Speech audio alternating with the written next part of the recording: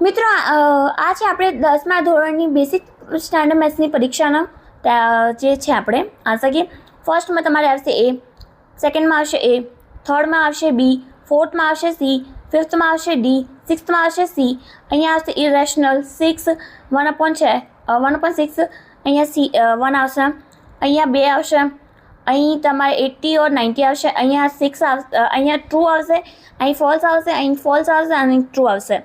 અને નેક્સ્ટ આપણે અહીંયા 127 આવશે, અહીંયા આવશે આપણે આ કર્યું નથી ઓકે, અહીંયા એક 1/26 આવશે, અહીંયા m = 4 આવશે.